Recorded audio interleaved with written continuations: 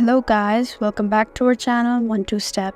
In this video, I'm going to be teaching you guys on how to call in Google Chat.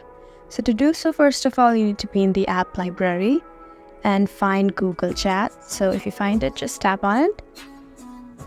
Go to the person you want to call. So I'm trying to call this friend. So on the top corner, you can see this video chat option. Now, after pressing on it, you can see two options, chat audio and chat video. If you want to have a video chat with them, tap on video chat, and if you want to have an audio chat, tap on chat audio.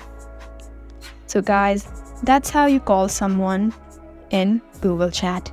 If you found this video helpful, please leave a like and drop a comment down below.